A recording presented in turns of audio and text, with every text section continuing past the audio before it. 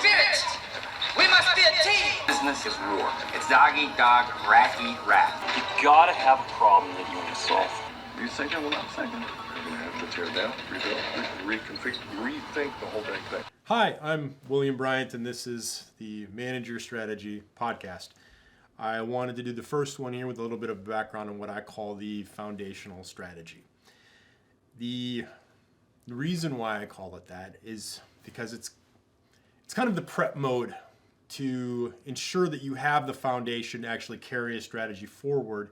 But not only that, you also have the capital to carry it forward and understand all of your capabilities and processes to carry it forward, which I think is essential. Like, you have to know where you are and have a really good grasp on it before you can know the path you can take to get to your vision. And you'd be surprised how many companies, if they were to go through and look at where they were at, how often there's sort of a disconnect between where they thought their capabilities were at and where they actually are, and the ways that they could improve on them before they actually even took off. Of course, that again takes capital. So the foundational strategy is really, it's like three parts, okay? The first one is set up on cash as opposed to revenues, which is a big one because any investments that are made have to be done in cash. Any capital investments that you actually do and you're kind of modeling them out to see what kind of incremental impact they're going to have, they're typically done in after-tax cash flows. You're looking at cash models. It's different than running in GAAP. And so cash is a big one, and assessing it. Again, it's a little different than even doing your work in capital. Another piece that I like to address is costs. And the reason why is because there's a huge advantage to understanding your variable costs versus your fixed costs and running what's called a contribution margin. Again, different than GAAP. GAAP doesn't run contribution margins, it runs gross margins. GAAP is used for external reporting. You know, it's compliance and regulatory and requirements that kind of implement it. Really designed to enable a comparative snapshot, company to company. That's why you have your revenue recognition principles. What's been satisfied, what hasn't? Have you really earned that revenue or have you not? And that's what, I mean, it's fantastic for that. In terms of actually managerial decisions and evaluating strategies, it probably isn't the best to work from. And I'll go a little bit further into why that is. But it's something to keep in mind because at any point in time, whether you're a distressed company or you're making plans for resource allocation, everything is working from a cash basis. It's not working from an accrual basis, which is what everything you're going to be doing from GAAP is based upon. And so the contribution margin ends up being a better tool for measuring out segment or product profitability. It also gives you a better look into changes in your variable costs versus your fixed cost influences on your cost of goods. Okay. Now, closely related to that is the time-driven activity-based costing method. I think in terms of allocating costs, it's extremely effective. It's been shown time and again, especially in a manufacturing setting, that it can be extremely effective for managing costs, optimizing processes, and really cutting down on wasteful spending in terms of resource and the utilization.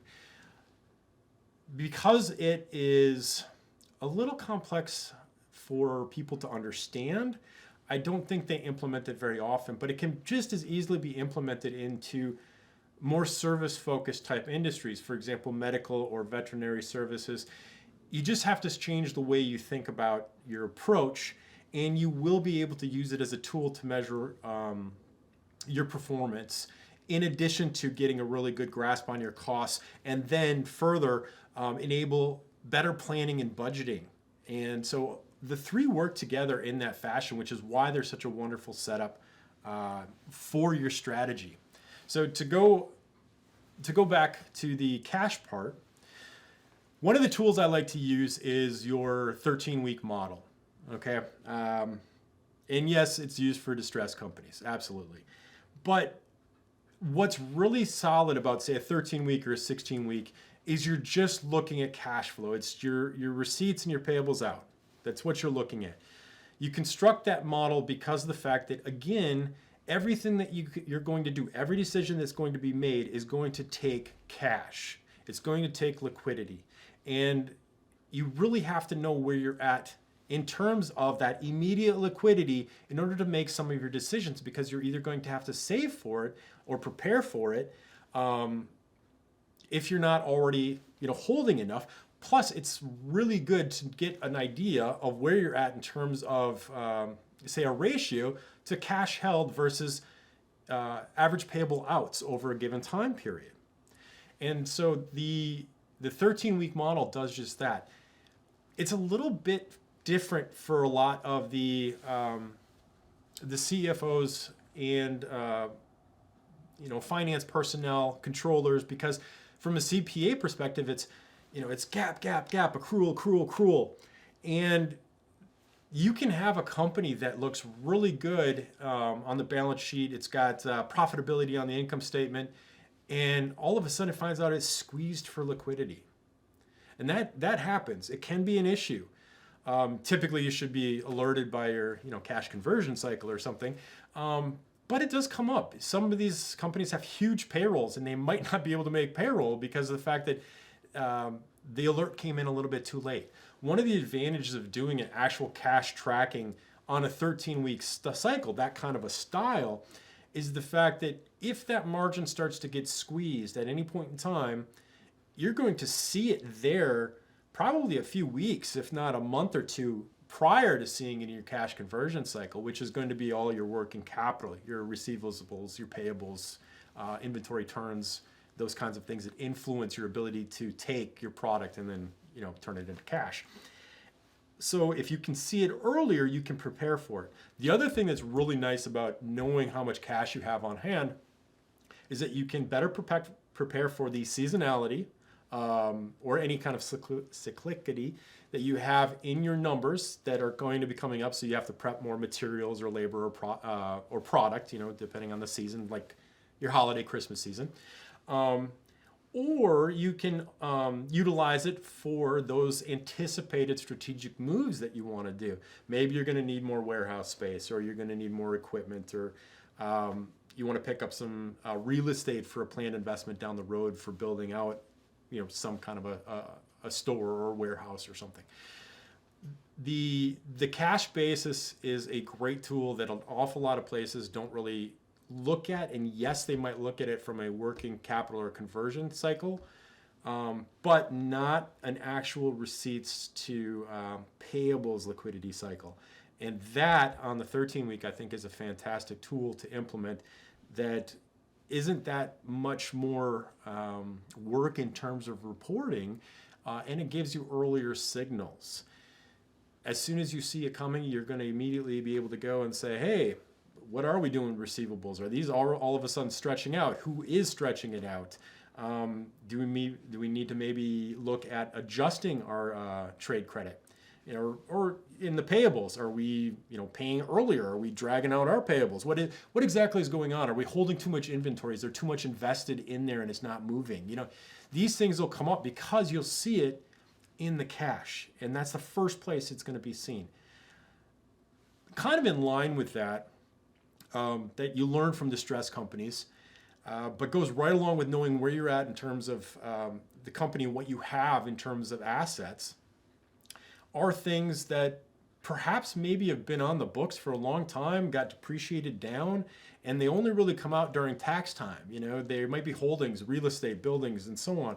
There are examples of companies that they got cash crunched and squeezed, but they found that, we're holding this building in downtown Manhattan, and this is, something we can actually lean on, and create some kind of an asset securitized lending plan.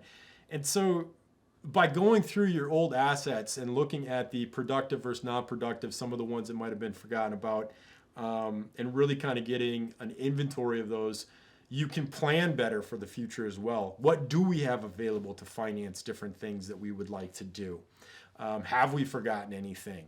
And really just going over that balance sheet and all relating to that cash planning aspect, because when doing strategy, you're going to need to know what do we have, what do we not have, and how do we finance this anyway. And so that's really kind of a first in. And then going on and moving into the actual operations and examining it for the contribution margin perspective, you're splitting out your variable cost to your fixed cost, kind of like I explained. And so your contribution margin is essentially revenues minus variable costs, okay? And that's going to give you your contribution margin. You take out your fixed, and that'll give you your manufacturing margin. But the idea is that if you know what is variable with your productivity, you're going to know how to plan for it. It's a little bit different. If you recall from GAAP, so GAAP has inventoriable costs, which requires you to take any fixed overhead that is associated with the production of a product or service and allocate that to each of the products. It could be process costing, could be job costing. Nonetheless, it still has to be allocated to whatever it went into, to provide maybe the space or the machines or what have you. And so you know what the cost is. All of that is stored in inventory and then will get pulled out into cost of goods as you sell it.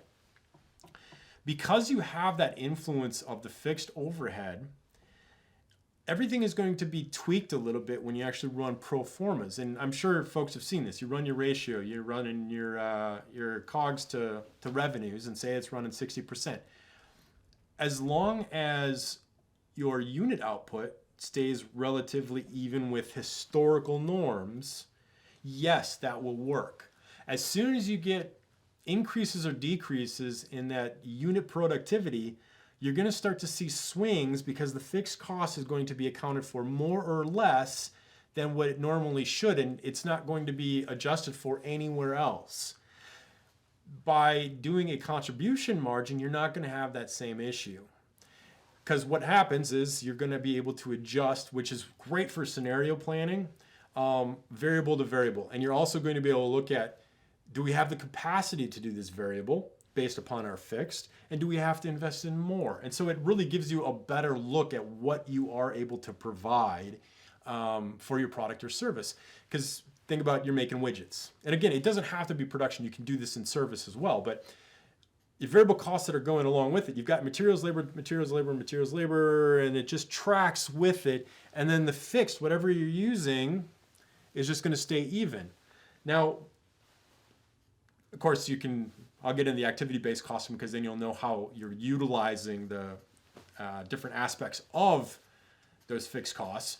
But you can see how by watching the variable costs go with it, which is going to be your labor and materials, you can plan better.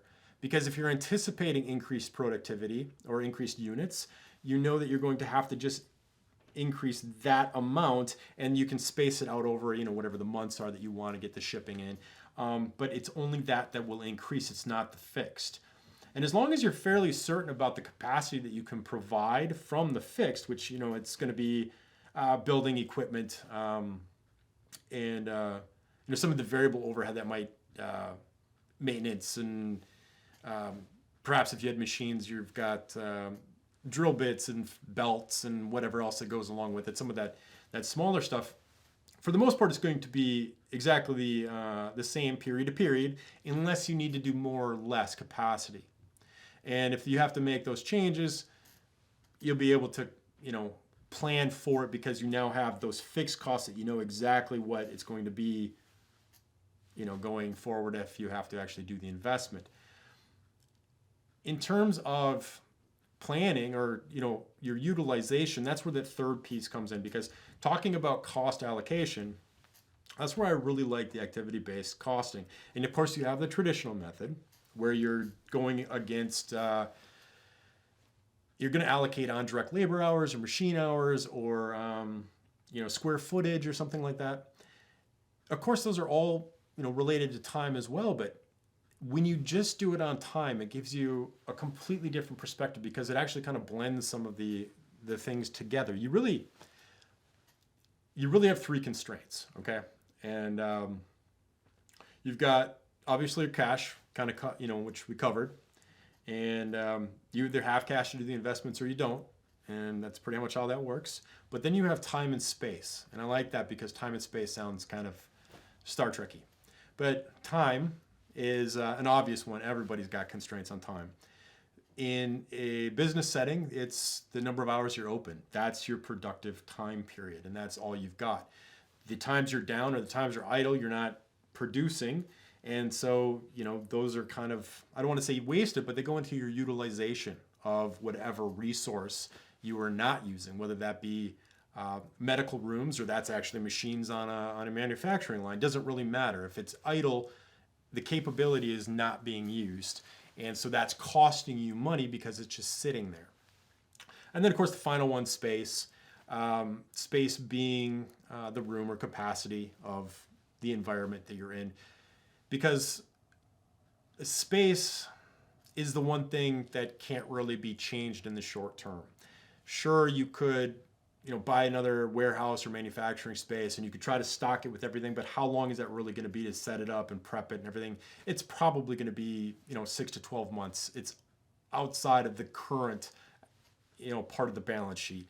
And so it really is a decision that's a longer term one. So I do use space as a constraint, which is why it's great to optimize the space that you have by going through the lines and the processes, which I'll get into as the next step of the foundational strategy, but to optimize your process and process flow so the least amount of time is wasted and the maximum efficiency is gained and thereby effectiveness. So going to the time-driven activity-based costing, of course this is used in manufacturing settings. It's been used for a long time. And they use it for their variance analysis as well because you're trying to match direct materials, direct labor, prices versus time. The variance can come into play because yes, prices have changed, but it can also come into play because perhaps you had a lot of newbies on the line and they used more material, or you got cheaper material. It caused your costs to go up. The little things on the material and labor, that's the variance analysis, all kind of come into play with the manufacturing setting. But the place where you can utilize it that I don't think is actually looked at enough are things like medical clinics and the place where I don't think it's used enough are places like medical clinics and veterinary clinics and anything that's a service provided industry. Part of the reason is because I don't know if people necessarily are able to visualize the flow. Everything, when I'm seeing things, everything gets visualized in my head. It doesn't matter whether it's an equation or a process flow or whatever. I see it going through in my head, and then I can do similar process with other items that are similar, and that's why you can use different equations that seemingly are unrelated for completely different fields, like epidemiology and heat transfer. It's differential equations. They're used everywhere. It's rates of change against something else relative to another variable. And so when I think of the medical center, it is a manufacturing type of scenario. The difference is that your processes that you're going through are the rooms that you're entering and the times that you're in the room. Why? Because the room's capacity is based on the time of availability, which is based on the hours of operation. And so you are the product, and you are going from area to area, picking up overhead costs as you go through and then exit. And so if you think about it in that type of scenario, I think it makes a lot more sense. Also, we already know that it can work quite well.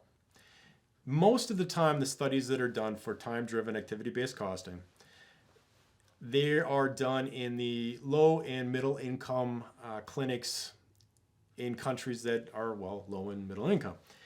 They are heavily constrained for resources. That might be capital, but that it might also be medical supplies. And so they have to make the most of what they have. If it can work in that situation, it can work in a first world nation where everything, is much more expensive and there's much more capital. The other reason why I know that it can work is because of the fact that room to room, hospitals track everything that is in a room. There are inventory lists. They know exactly what's in those rooms. Most of the time, the rooms are identical to the other rooms that are used for the exact same thing. I mean, they have to be. And so you've already got some of the work done for you when you actually have to go through and figure out inventory of items that would be considered the fixed overhead or the variable overhead or the direct materials.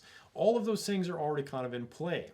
And if they're already in play and they're tracked because you know that you're tracked for things like the cotton swabs and the aspirin they give you, then other things are tracked as well. And there's probably the possibility to actually go through and get a whole list and run through the processes and then examine the costs by a time-driven activity-based costing method. As an example, so back to the factory setting, when we're doing, remember for GAAP, you're doing a allocation for every single product for the fixed overhead because you're required to. It's an inventoriable cost, right? For that, it's pretty much everything in the box. I like to think of it that way. The factory is the box. Everything in that box has to be allocated to a product with the exception of your admin and your period costs, which would be marketing and sales, finance and accounting, any of your C-suites.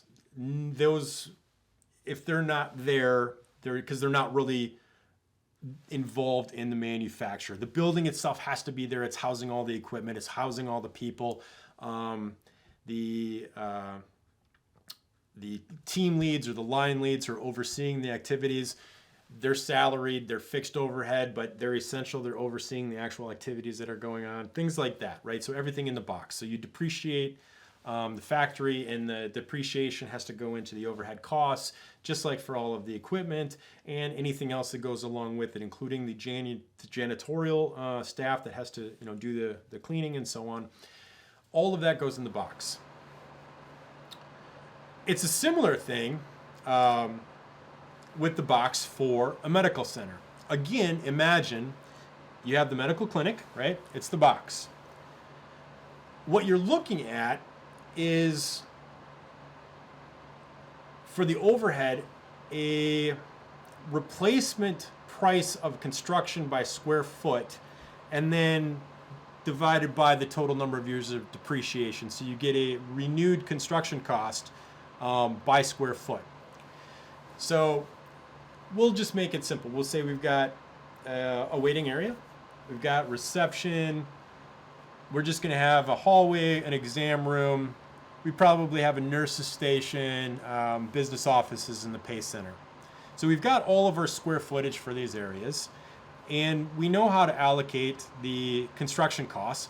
But the benefit of examining a room by construction costs is the fact that if you do have a room that has things, outlets for more power, soundproofing, you know that that room's construction cost is going to be slightly more, so you can actually put that into your budget.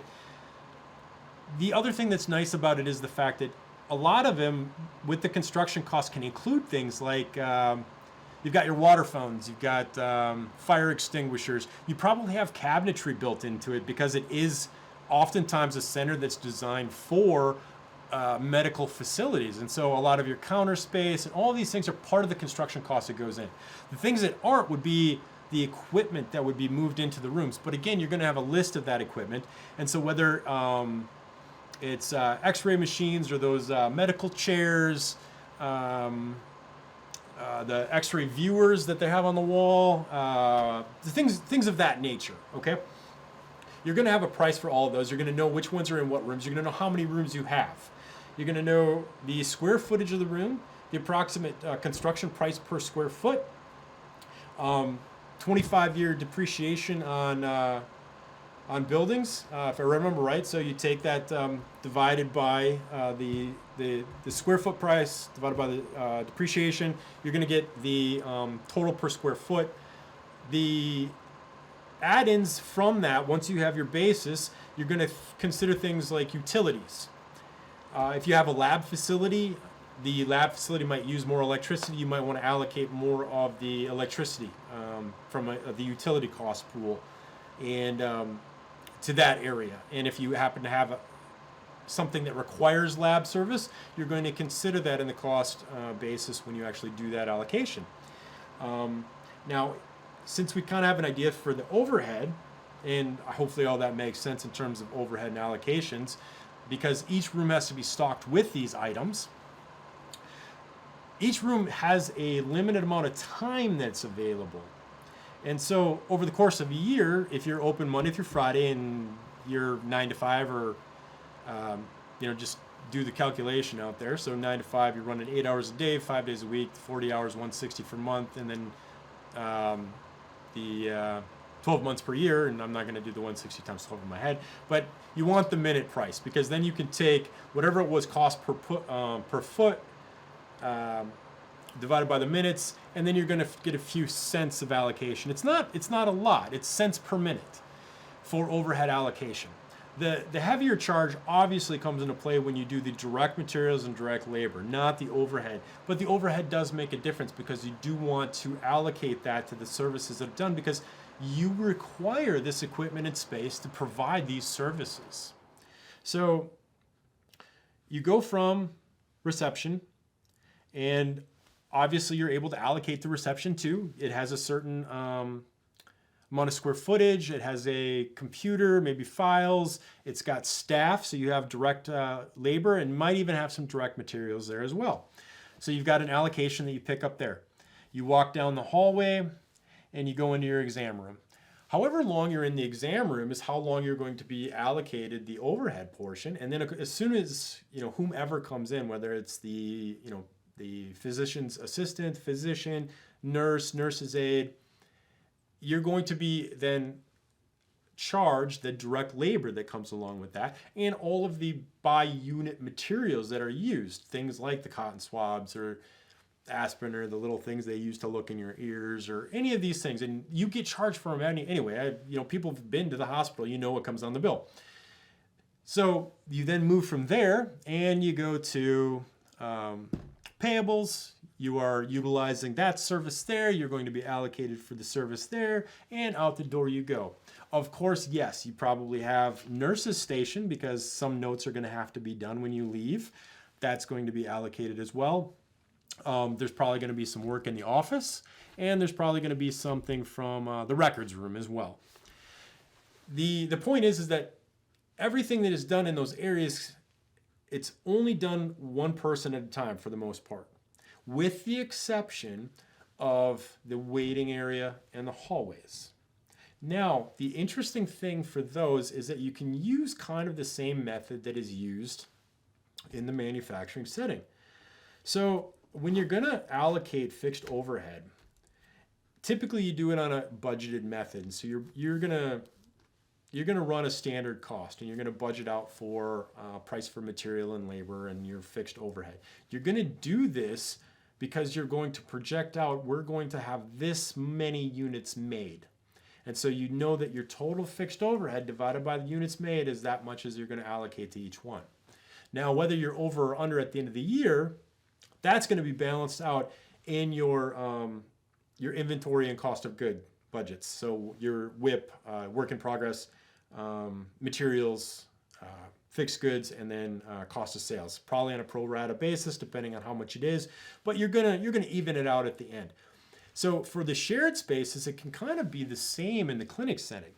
You can anticipate how many people you typically have for that minute usage, and if you wanted to get that granular, you could break it down and do the overhead allocation based on total number of people and total activity that they're going to take out, or total time they're going to be there. Average wait time is probably what you go into using. And so you can do an allocation based on that. And then at the end of the year, whether you're over or under, you're going to just kind of eat that cost. But what it does when you do these things based on time is you get to see, here was my total time I had of availability for this particular exam room. Here was the total time it was actually used. And so you're getting a utilization rate. And it's the same thing, like, you know, this particular nurse had this many hours or this many minutes available, and this was how many minutes were actually used. Yeah, so you get to an idea of utilization of resources at the same time when you're able to actually do allocation for the various overheads and costs that go into providing this service. It's a dual process, and that's what a lot of these things that I'm talking about are. You're setting up a couple of things at once, because everything that you do to set up your contribution margin and all of those costs that are going to be set up and from your time-driven activity-based costing, kind of it feeds into that contribution margin. You get to make better budgeting decisions and planning for resource allocation, but it also acts as kind of a performance measure. So if you do have any critical success factors for any strategies that you come up with, you may already have the KPIs set up if you've implemented these different segments to optimize or make more efficient your operations and process flow. So that's kind of the basis. I don't want to go too in depth. I'll go into the next one. I think I covered everything, but again, just kind of like looking at it, right? You've got the cash, the reevaluation of the assets in the balance sheet. It's good to go into the debt too, you know. Change in the way you do your internal reporting and evaluations to look at a contribution margin. And then the method for the cost allocations, which also acts as kind of an optimization and a resource allocation tool, the time-driven activity-based costing method.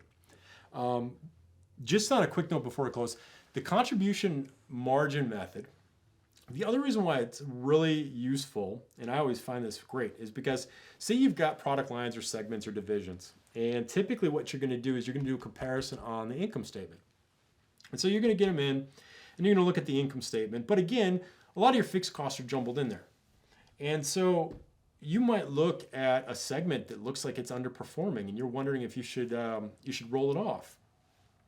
Where if you are actually going to look at it from a contribution margin, I mean, depending on what your variable costs are, the fact is that you could find out that that segment that looks like it's underperforming still is contributing a significant amount to those fixed costs for the entire consolidation of the company. And if you were to take it away, you actually lose more than what you are just looking at in terms of that net income. You're actually losing the entire contribution that goes to pay all of the fixed costs for the entire setup.